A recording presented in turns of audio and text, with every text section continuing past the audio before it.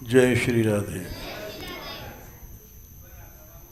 प्रसंग चल रहा है आजकल भक्तों के चरित्र में मीराबाई का।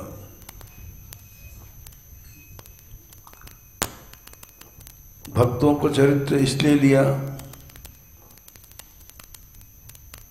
कि कलयुग में ऐसे भक्त हुए हैं जो पहले कभी नहीं भये।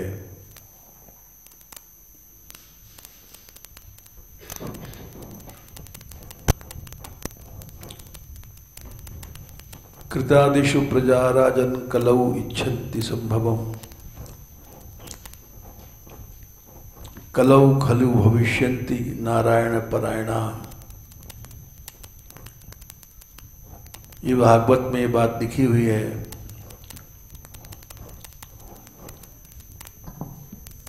कि सतयुग आदि में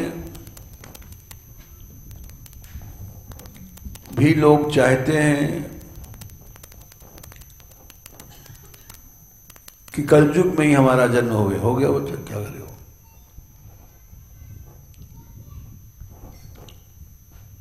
बोले कलयुग में क्यों जन्म चाहते हैं? कलयुग तो अधर्म युग है, पाप युग है। इसमें पाप ही पाप बढ़ता है, अधर्म अन्याय चारों ओर।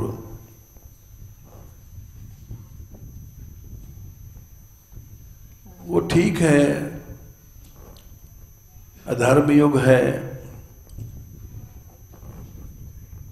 लेकिन हीरा कहाँ मिलता है? कोयले की खान में।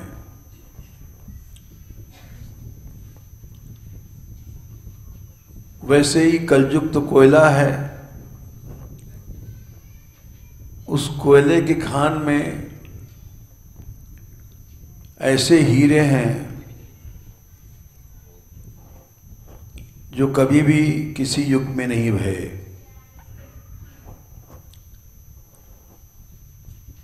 प्रहलाद ध्रुव आदि भक्त हुए हैं, लेकिन ऐसे नहीं हुए हैं जैसे कलयुग में हुए हैं।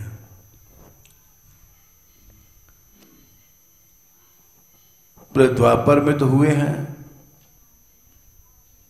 द्वापर में जितने ब्रजवासी थे, ब्रह्मा शंकर भी उनके चरणों की रज मांगते थे।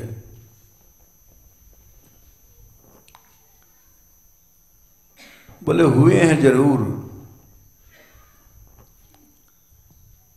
लेकिन भक्तमालकार बोले कलयुग में कमल नयन बहुलीला करी। कलयुग में जैसी लीला किया है वैसा तो किसी युग में नहीं किया। इसलिए भक्तों को चरित्र लिया गया। पहले तुलसीदास जी का लिया, जिनकी झोपड़ी की रखवाली स्वयं राम लक्ष्मण करते थे। सूरदास जी का लिया गया, पग पग पर जिनके साथ श्री कृष्ण घूमते थे। अब वे विपदा हु न रही, मनसा करी सुमरत है, जब जब मिलते तब तब ही।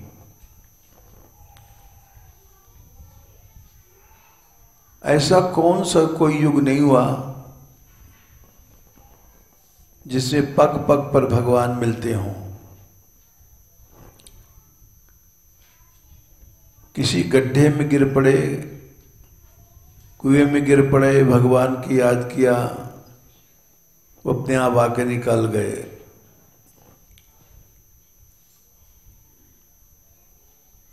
तो इसलिए ये चरित्र लिया गया कि ऐसे ही भक्त हुए हैं कलयुग में ही,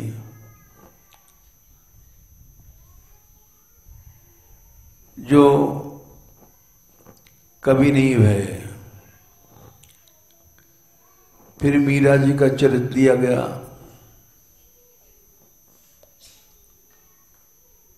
क्योंकि यद्यपि गोपियों ने नचाया था कृष्ण को,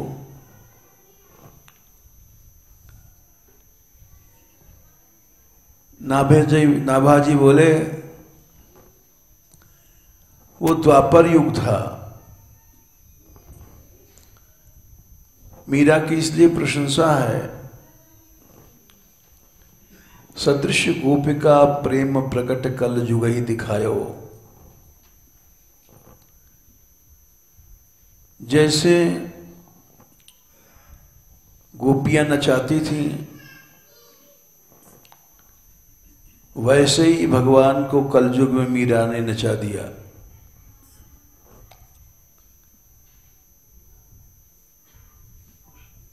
और निरंकुश अति निडर,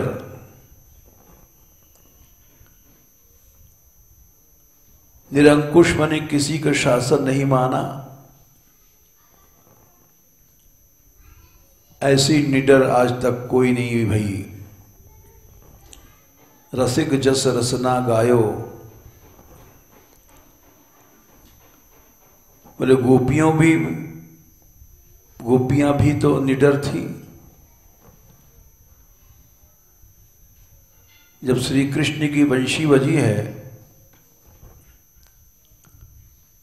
तो सब तोड़ ताड़ करके लोग वेद के बंधन गई हैं।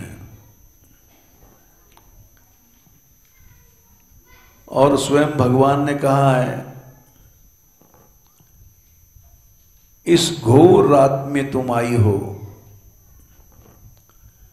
रजन्येशा घोर रूपा घोर सत्व निषेविता। घोर सत्व माने जंगली जानवर तो है ही हैं,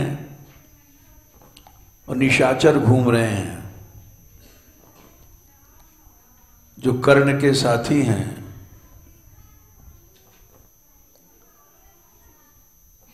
तुम उनसे नहीं डरी? महाकवियों ने लिखा है कि गोपियां तो इतनी निडर थीं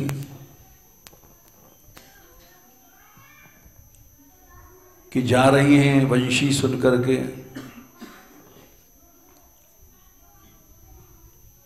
रास्ते में एक अजगर लिपट गया उनके पांव से,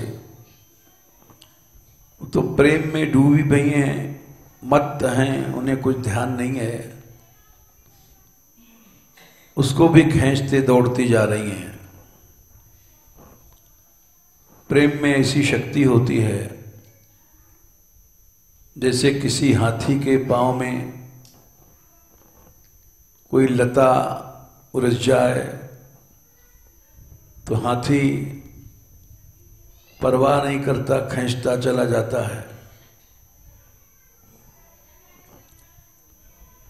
ऐसा लिखा है, वैसी गोपियां थीं। यहां तक कि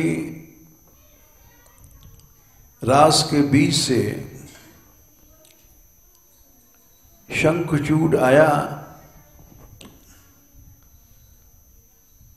और शतचंद्रानना गोपी को हरण करके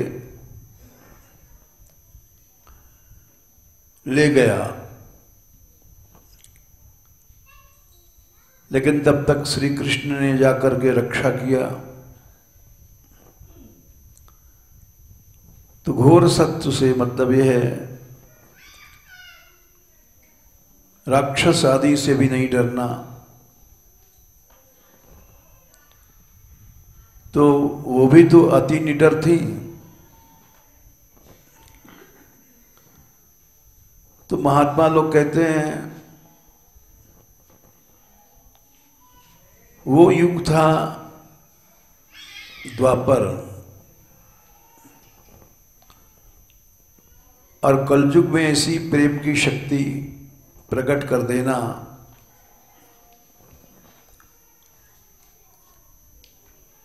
ये एक विशेष बात है। निरंकुश अति निडर, अति निडर थी।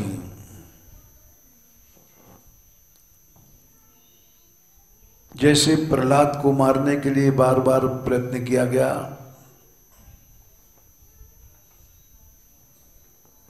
उस जमाने में वैसे ही इनको भी यहां मारने का प्रयत्न किया गया। विष देना और सर्प आदि भेजना, भूत महल में लिटाना, शूली शैया पर लिटाना, जिस शैया पर लेटने पर ही मृत्यु हो जाए, और इन सब से एक पाई भर भी मीरा नहीं डरी। इसलिए नाभाजी ने अति निडर कहा।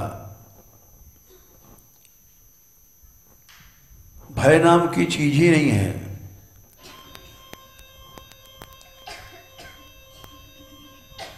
इससे मालूम पड़ता है निरंकुश अति निडर रसिक जस रसना गायो।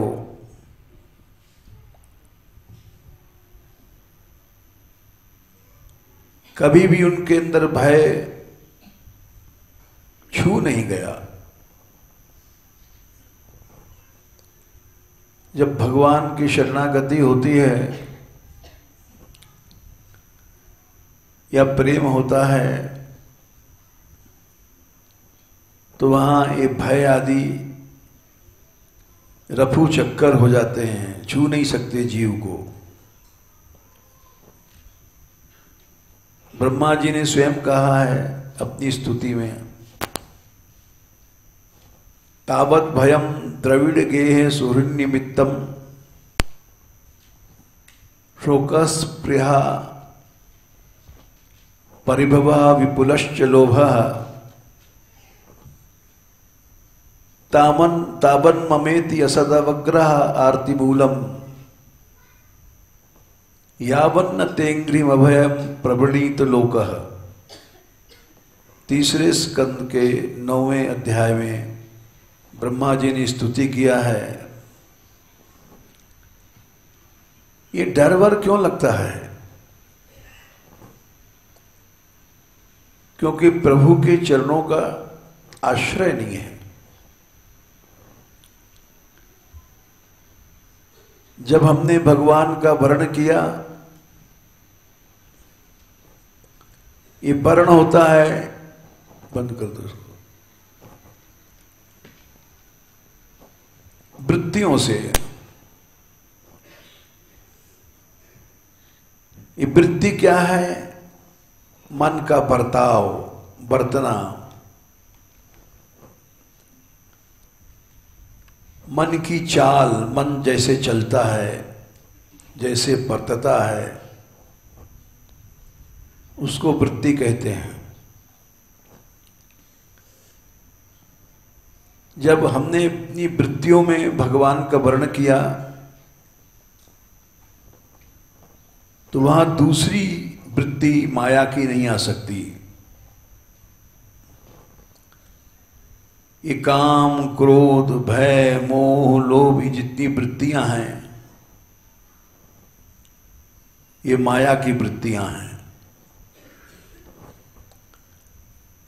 अहंता, ममता, ये सब माया की वृत्ति है। जब अहंता चली जाएगी तो अहंता के सब बच्चे चले गए।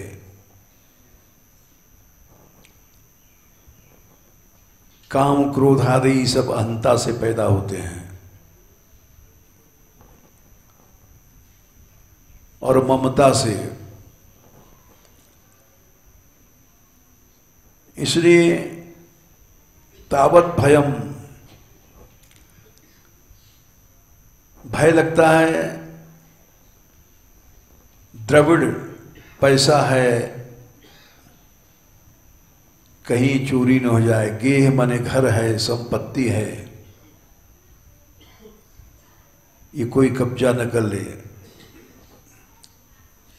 सुहृद माने अपना परिवार है, माता पिता स्त्री पुत्र आदि, इनके कारण से भय लगता है।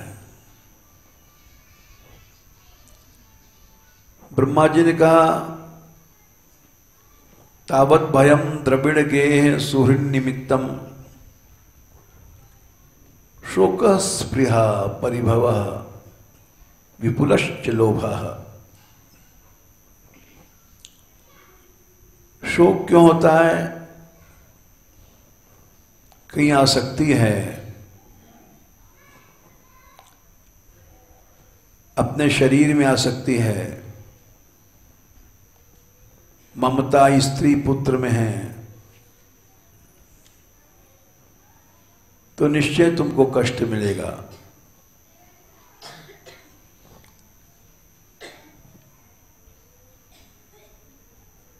क्योंकि तावन ममेति असदवग्रह आरती मूलम, ममता को आरती कष्ट का मूल कहा है।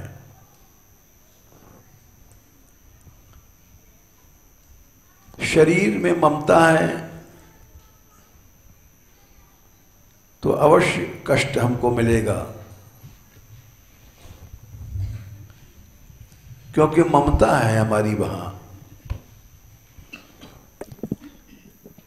संसार में कहीं भी ममता है तो उसका कष्ट हमको भोगना पड़ेगा। इसको बंद कर दो पंखे को।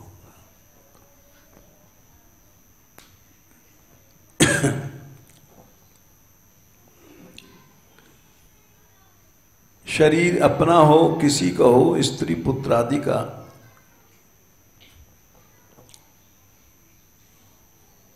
मां का बाप का किसी का शरीर है,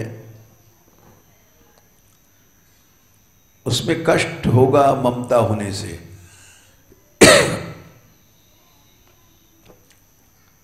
नारद की मां मरी, छोटे से थे 5 साल के, तो उन्होंने उसको भगवान की कृपा मान लिया। तदा हम ईशस्य भक्तानां शमभीप्सतः अनुग्रहं मन्यमानः प्रातिष्ठं दिशमुत्तराम। एक 5 साल का लड़का जिसको मां ही खिलाती पिलाती है, भोजन देती है, सब चिंता करती है, स्नान कराती है, और जंगल में है, वहां उसकी मां मर गई, तो वो बच्चा न रोया न गाया, न अपने भोजन की चिंता किया, क्योंकि वो भक्त था। उसको पता ही नहीं पड़ा कि मेरी मां मरी है। अगर उसको पता पड़ जाए कि मेरी मां मरी है, मेरापन है, तो रोएगा, निश्चित रोएगा। लेकिन वहां न रोना है न गाना है, उसको भगवान की कृपा समझ लिया उसने। तदा तदहम ईशस्य, बोले कैसा भगवान है? भक्तानां शम अभीप्सतः, भक्तों का जो शम माने कल्याण करता है हर समय, ये भगवान की कृपा भई है। माता हो, पिता हो, स्त्री हो, पुत्र हो, ये सब बंधन है।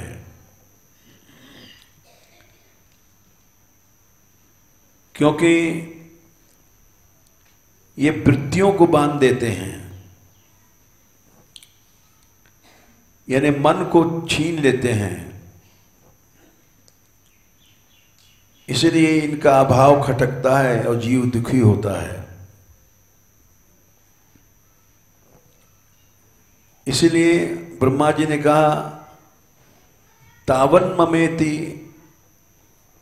असक्त अवग्रह आरती मूलम। ये झूठा आग्रह है जीव का। झूठा क्यों है? अरे जो शरीर है हमारा, इसमें हमारा संबंध है ममता से, और ये शरीर ही जाने वाला है, निश्चित चला गया समझो। जब जिस शरीर को हमको भगवान ने दिया है वही चला जाएगा, रहेगा नहीं। तो मां का शरीर हो, पिता का शरीर हो, स्त्री का हो, पति का हो, ये सब झूठा है। अपना कुछ भी नहीं है। अपनापन जहां है वहां दुख है। तो इसलिए ये सब बातें मीरा के जीवन में आई, जैसे गोपियों के जीवन में आई थी। गोपियों का भी परिवार था। नंदलाल सो मेरो मन मार्यो, कहा करेगो कोएरी, हाँ तो चरण कमल लिपटानी होनी होय सो होएरी। गृहपति मातु पिता मोहि बरजत। उनके भी माँ बाप थे, उनके भी पति थे। हसत पटाऊ लोगरी। ये गोपियों की स्थिति है। नंददास जी ने लिखा है। बटाऊ माने रास्ते चलने लोग हंसते थे।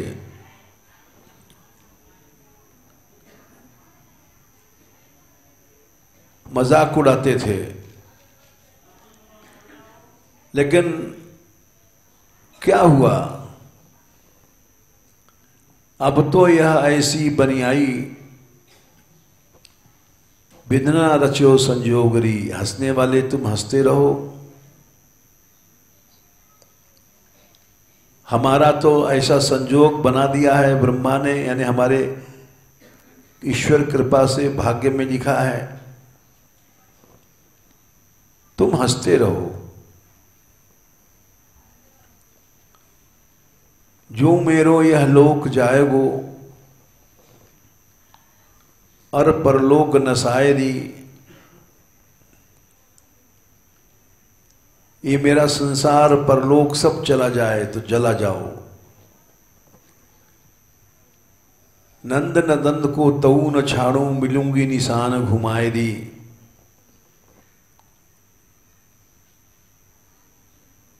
तो इसलिए वो कलयुग में दिखाया मीरा ने। गृहपति मात पिता मोहि तरसत, हसत बटाऊ लोगरी। जो मेरो यह लोक जाएगो, और परलोक नसायरी। नंद नंदन को तऊन छालू, मिलूंगी निशान घुमायरी। यह तन फिर बहुरो नहीं पइये, बल्लभ भेष मुरारी। परमानंद दास स्वामी के ऊपर सर्वस दीजय वारदी। इस शरीर का इतना ही फायदा है कि हम लोग प्रभु को चढ़ा दें। ये शरीर नहीं चढ़ाओगे तो भी शरीर जाएगा ही। ये शरीर तो नहीं बचेगा, चाहे इसको कितना भी तुम एयर कंडीशन में रख लो, सुख सुविधाओं में रख लो। जब काल आता है तो ऐसी वैसी कुछ नहीं देखता। ये तो जाएगा ही। इसलिए इसका इतना ही फायदा है कि हम भगवान को अर्पण कर दें। जाएगा नहीं, गया, चला गया।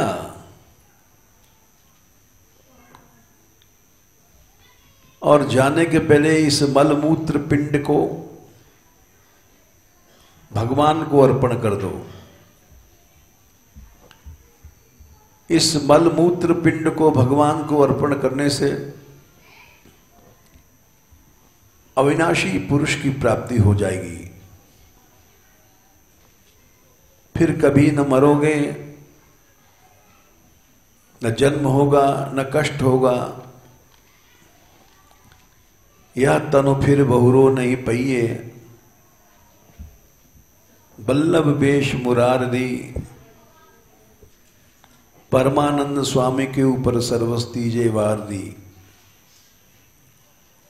यही स्थिति मीरा की थी। मीरा ने भी अपने पदों में लिखा है, नहीं ऐसो जन्म बार बार, ना जानो का पुण्य प्रगटे माश्वा अवतार। जैसे भगवान का अवतार होता है, वैसे हम लोगों का भी अवतार हुआ है मनुष्य रूप में। क्या पुण्य था समझ में नहीं आता। जीव के पास तो कुछ पुण्य है ही नहीं है। अनादिकाल से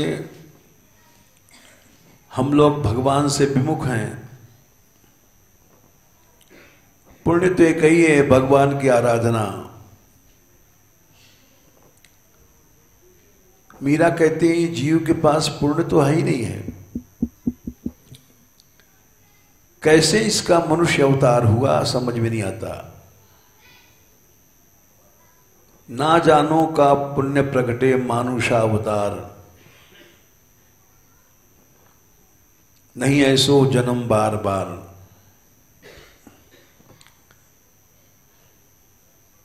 तो इसलिए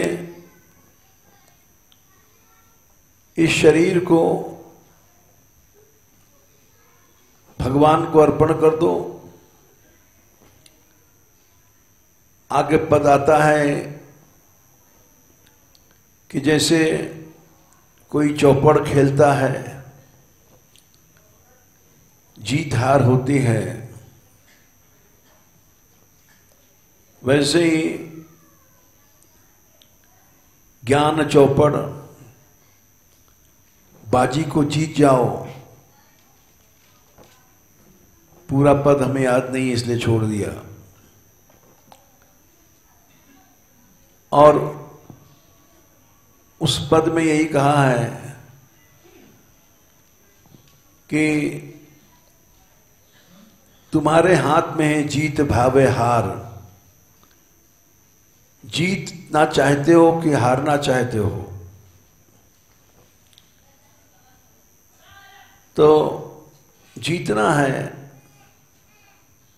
तो प्रभु को अर्पण कर दो। ये शरीर या तन फिर बरबोहरो नहीं पइये, बल्लभ भेष मुरारी। परमानंद स्वामी के ऊपर सर्वस दीजे वार दी। ये कभी नहीं शरीर मिलेगा तुमको, फिर बहोरो नहीं पइये। आज इस शरीर को लेकर के हम लोग भोग भोगते हैं। स्त्री है, पुत्र है, और उसी की आसक्ति में सारा जन्म चला जाता है। ऐसा जाता है कि हमारे पास चले कितने लोग आए और प्रतिज्ञा करके गए, महाराज हम ब्रज में ही रहेंगे। और उन्होंने बड़े बड़े धर्मशालाएं खरीदी, बनवाई, और अब आएंगे कल आएंगे करते करते चले गए संसार से। एक एक क्षण इस जीवन का कभी नहीं आएगा। इसलिए इसको जीतना है बाजी को, तो कल बल छोड़ दो, असत वस्तुओं का परित्याग अभी कर दो और बोलो कि सारा संसार हमको रोक नहीं सकेगा। बरजी में काऊ की नाई रहूं, मीरा ने गाया। उसके पास उसकी सखियां रोकती थीं कि ये मारी जाएगी, लोग मारने का प्रयत्न कर रहे हैं। 24 घंटे राणा जी फिराक में रहते थे, ये कैसे मर जाए। तो प्रेम के कारण समझाती थी। एक तो रोकने वाले होते हैं जो संसारी, एक हितैषी होते हैं कि मीरा तू मर जाएगी, जब मर जाएगी तो शरीर से नहीं रहेगा, भजन कैसे करेगा प्राणी। तो मीरा उनसे कहती थी, बरजी में काऊ की नाई रहूं, किसी के रोकने से रुक नहीं सकती है मैं। सुनो री सखी तुम चेतन हो के, सखी माने तुम हमारा हित चाहती हो, लेकिन चेतन माने सावधान मन से सुनो, क्योंकि जीव कितना भी कथा सुन ले, ये अहंता ममता खींच ले जाती है उसको, भजन नहीं करने देती और वहीं डाल देती है जहां संसार है, जहां आसक्ति है, ममता है, मोह है। ये मेरी माँ, ये मेरा बाप, मेरी स्त्री, मेरा बेटा बेटी। इसलिए चेतन मन से सुनो कि फिर गिर न पड़ो। सुनो री सखी तुम चेतन हो के, मन की बात कहूं, मैं मन की बात तुमसे कह रही हूं, क्योंकि तुम हमसे प्रेम करती हो, निश्चल हो।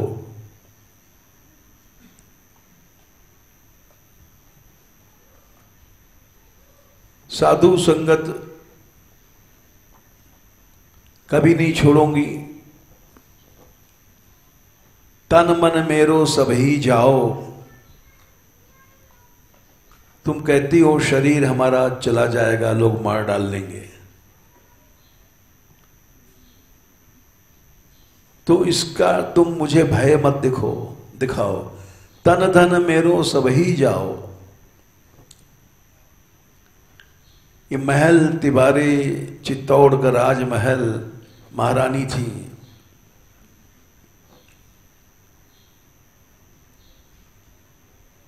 वो राजमाता बनने वाली थी, लेकिन उन्होंने कहा ये सब जाने दो, तन धन मेरो सब ही जाओ, भलो मेरे शीश लहूं। मेरा सिर काट देगा और क्या राणा करेगा। शीश लहूं, अपना सिर अपनी इच्छा से मैं दे दूंगी, ले लो।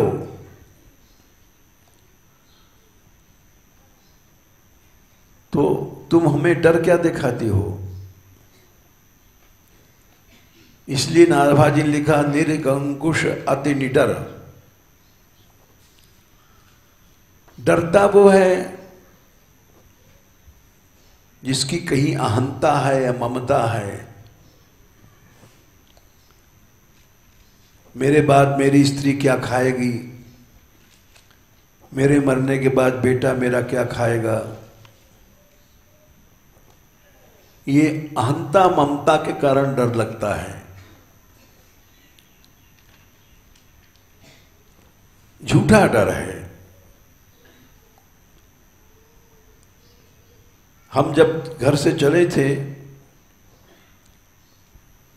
अपनी मां की इकलौती संतान के रूप में थे, अकेले बेटा थे, तो जो भी मिलता था यही कहता था, तुम नरक को जाओगे, तुमने अपनी मां को छोड़ दिया, मां का कोई नहीं दुनिया में, विधवा थी, और कोई दूसरा भाई नहीं था,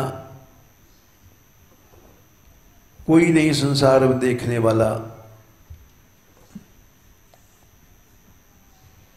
तो सब डर दिखाते थे, नरक होगा तुमको। उस समय हम एक ही बात कहते थे, नरक होगा, ये हमारी समझ में बात नहीं आती है। होगा क्या? सारा संसार नरक है, नरक में तो पड़े ही हैं। नरक होगा, होगा क्या? है सब संसार नरक। इस नरक से छूटने को उपाय है भगवान की शरण में जाना। इसलिए ये सब डर वर्ग बेकार है।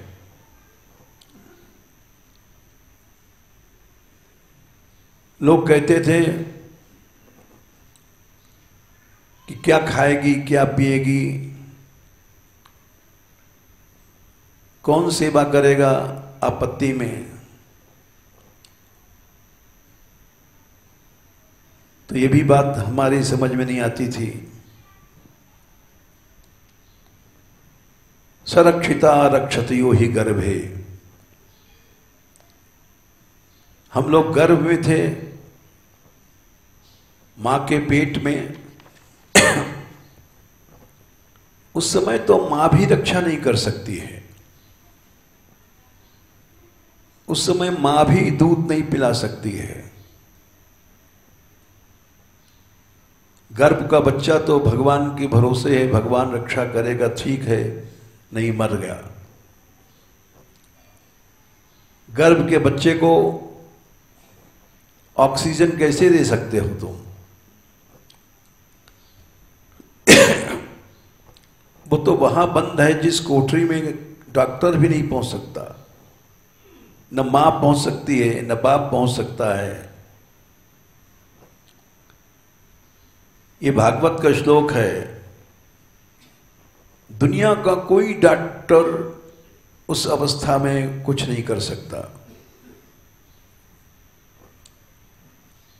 गर्भ के बाहर आने पर भले ही कोई उसको खिलावे पिलावे, माँ बाप डॉक्टर दबा दे,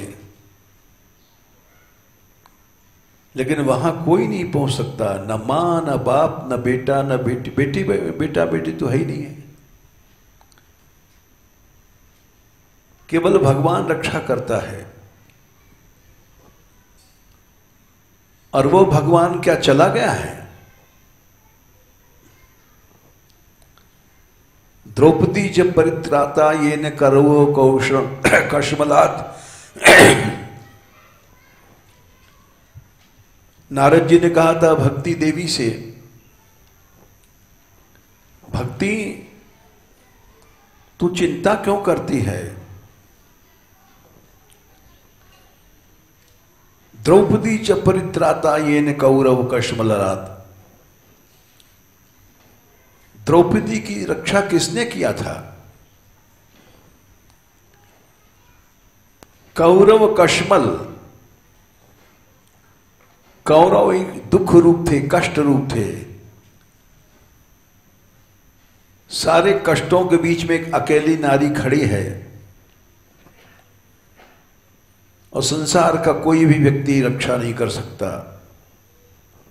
5-5 पति हैं जो देवताओं को जीत लें, वो देख रहे हैं। पालिता गोप सुंदर्यः, गोपियों की जिसने रक्षा किया, अनेक कंस के सखा असुर आए, दावानल बन के आए, आग लग गई, सारे ब्रज में ब्रज जलने लग गया। इंद्र को कोप हुआ, सारा ब्रज पानी में डूब गया, प्रलय होने लग गई। उस प्रलय में किसने बचाया था गोपियों को?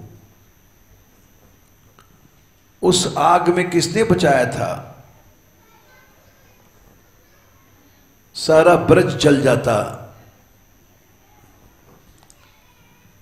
जिसने सारी आग को पी लिया वो एक कृष्ण था। उसने कहा, ब्रजवासियों तुम आंख बंद करो। चारों ओर आग है और आंख बंद करना पड़ा। कृष्ण ने कहा है, हम जैसे होते तो आंख बंद नहीं करते।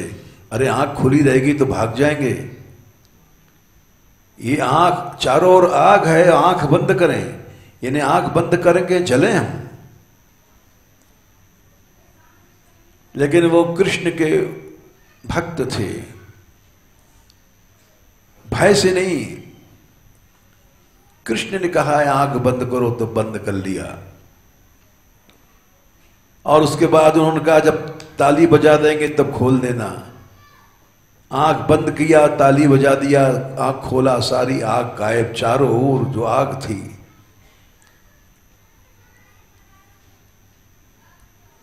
जब ब्रजवासी चिल्लाए थे, प्रलय का पानी आया था, एक एक बूंदें कष्ट दे रही थी।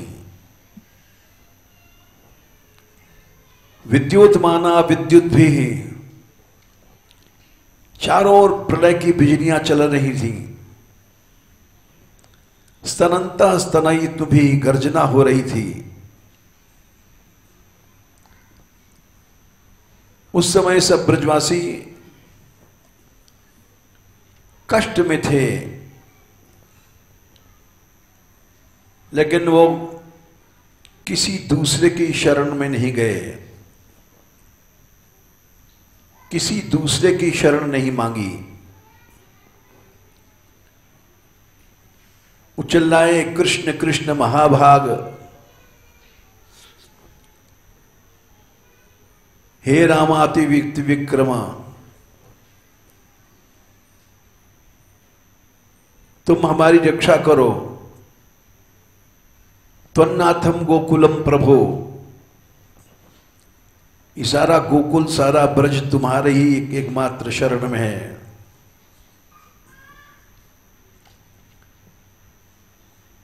भगवान बोले, हे ब्रजवासियों डरो मत। मां भैष्ट बात भ्याम तत्रणम विहितम मया। ये देखो मैं तुम्हारे लिए रक्षा कर रहा हूं। इत्वक्तैकेन हस्तेन कृत्वा गोवर्धनाचलम दधार क्रीडया कृष्णश्छत्राकम्यु बालकः। जैसे एक बच्चा छत्रा कुकुर मुद्दा, एक छोटा सा घास में एक पौधा होता है, उसको ब्रजवासी लोग राम जी की छत्तरी कहते हैं। और बाकी संसार कुकुर मुत्ता कहता है।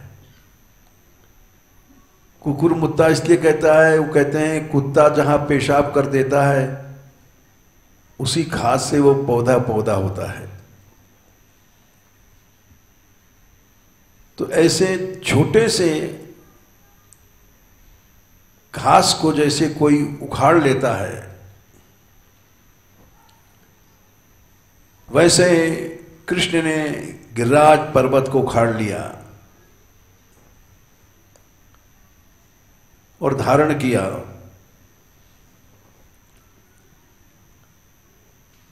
और उन्होंने कहा, अथा भगवान गोपान हे अम्ब तात ब्रजौकसः यथोपजोषम विशत गिरिगर्तम सगोधनाम। इस गिरिराज के नीचे तुम सब लोग चले जाओ ब्रजवासियों, विशत घुस जाओ, और जितनी भी लाखों गायें हैं उन सबको भीतर कर लो। बोले भैया जाने कितनी अनगिनत गायें हैं, ये सब आ जाएंगी? बोले हाँ, यथोपजोषम। ये तो भगवान रूप हैं गिरिराज जी, सारा संसार इनकी शरण में आ जाएगा।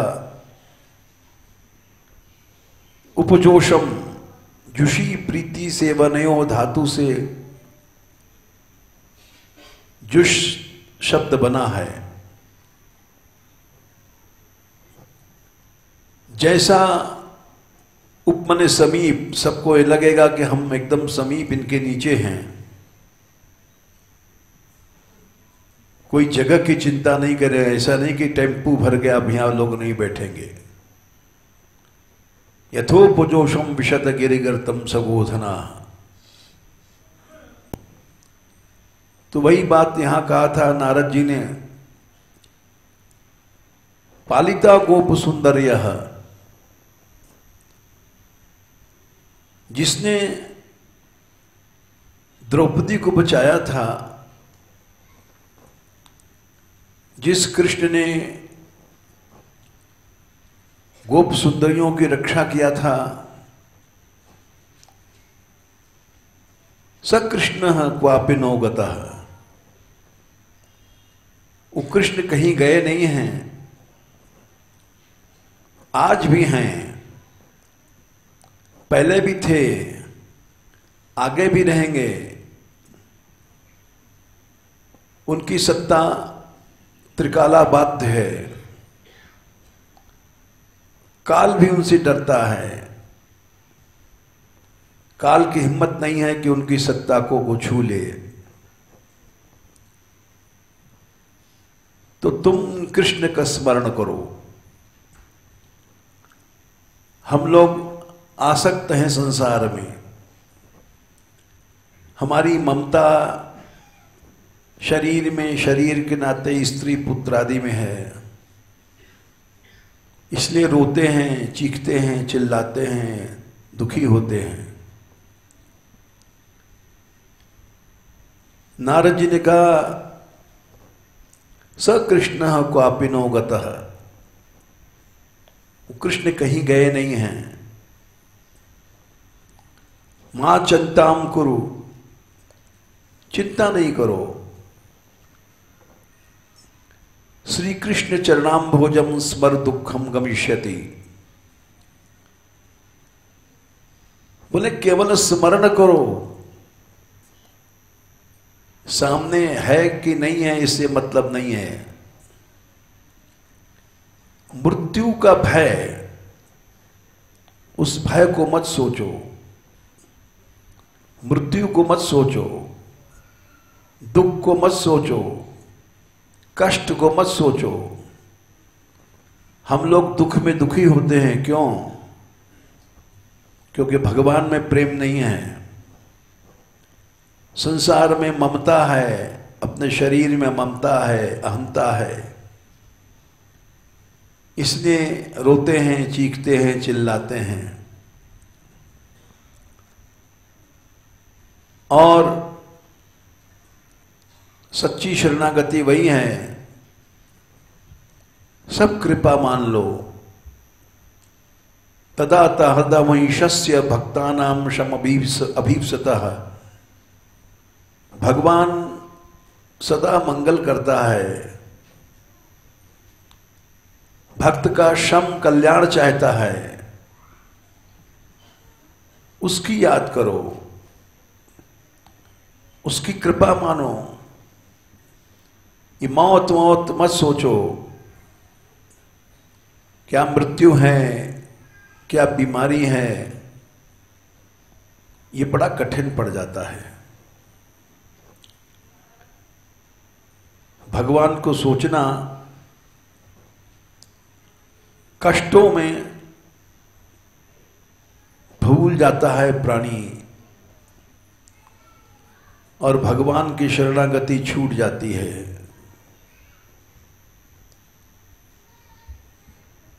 क्योंकि उसकी अहंता है, ममता है संसार में। ये तभी हो सकती है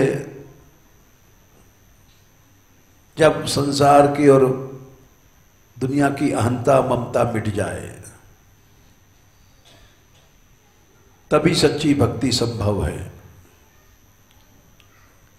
ब्रह्मा जी का येषाम सएव भगवान दयेद अनंतः सर्वात्मनाश्रित पदो यदि निर्वलीकम ते दुस्सरामति तरंति च देव मायाम नैषा ममाहमिति धीश्व श्रृगाल भक्षे। ये शरीर क्या है जिसको हम सजाते हैं गहने से, सोने चांदी से,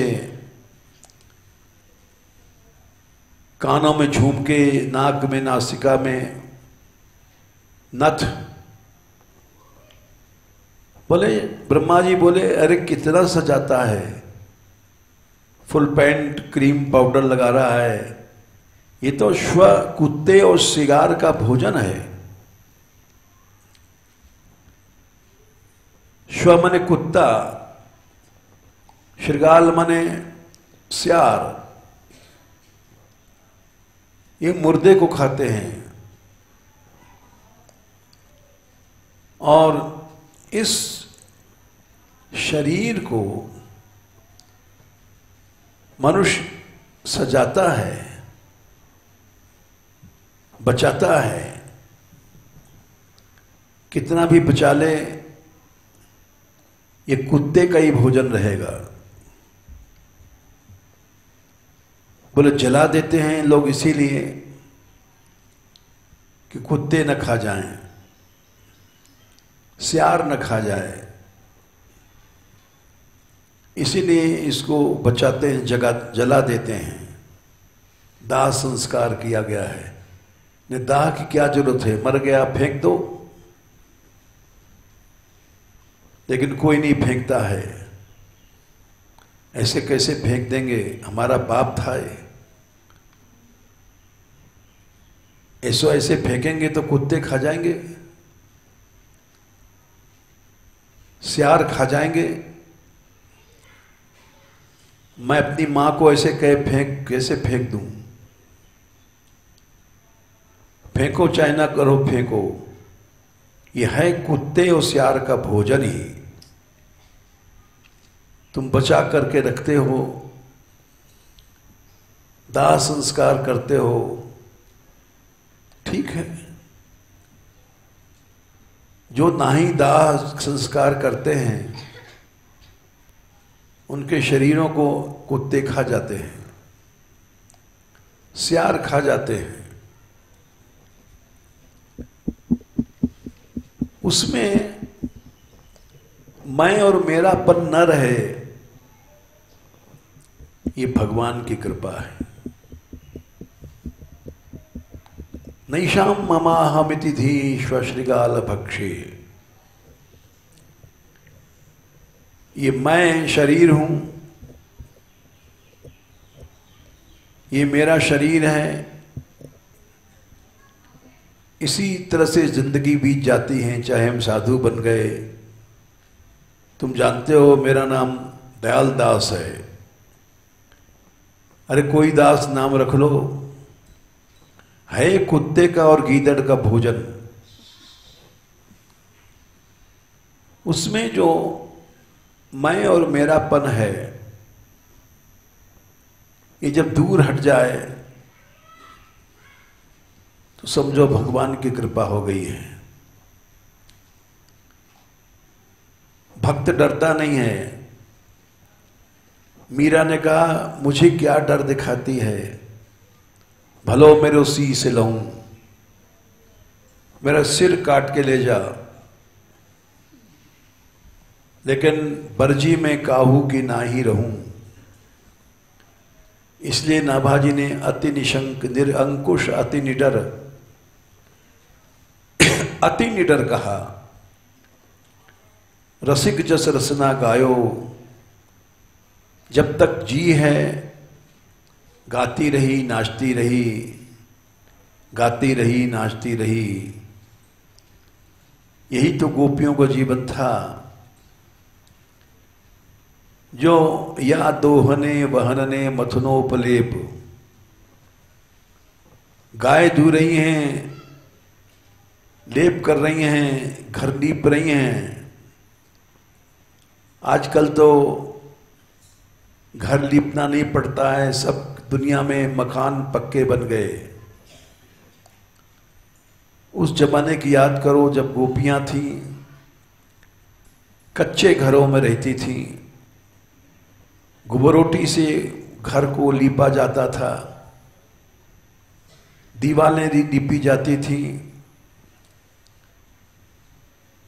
और चक्की में स्वयं चलाती थी, आटा पीसती थी। ऐसा नहीं कि जाओ चावल बना बनाया बाजार से ले आओ। अवहनन धान कूटना,